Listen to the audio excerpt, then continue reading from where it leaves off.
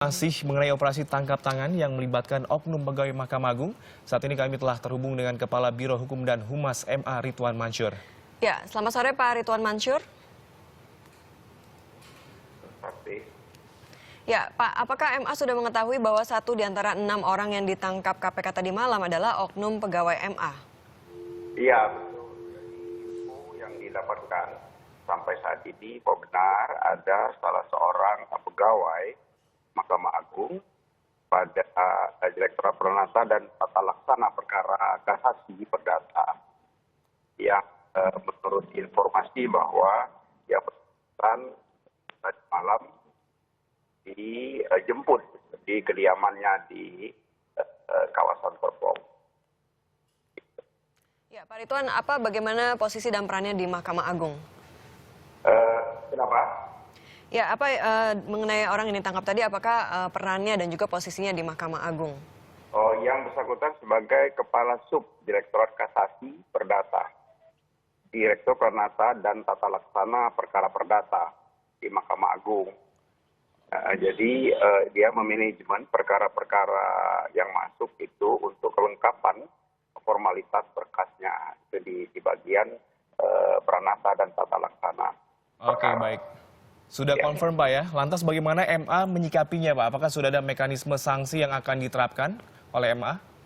Iya, mekanismenya adalah apabila SDM di Mahkamah Agung itu melakukan perbuatan yang kemudian ditindaklanjuti dengan penangkapan ataupun surat perintah penahanan dari pejabat penegak hukum yang berhubungan dengan itu, maka ketentuannya, mekanismenya adalah pimpinan Mahkamah Agung akan menerbitkan surat keputusan yang intinya adalah memberhentikan sementara yang bersangkutan dari tugasnya sehari-hari, gitu. Jadi dibebaskan dari pekerjaan dan tanggung jawabnya yang sedang dia jalani di Mahkamah Agung.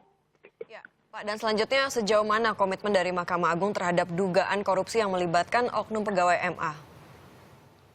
Baik, bahwa memang Mahkamah Agung dari dulu ya komit tetap pada pendirian bahwa kita sangat tidak mentolerir apabila ada oknum-oknum yang melakukan terutama perbuatan-perbuatan yang berkaitan dengan korupsi.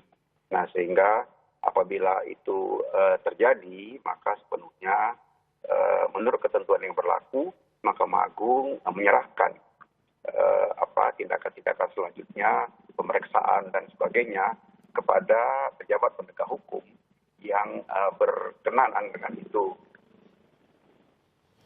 Ya. Baik, terima kasih telah bergabung dengan NET, dan itu tadi adalah pernyataan Ridwan Mansur, Kepala Biro Hukum dan Humas Mahkamah Agung, dan kami juga masih akan terus memberikan perkembangan terkini mengenai kasus tangkap tangan KPK ini. Betul sekali.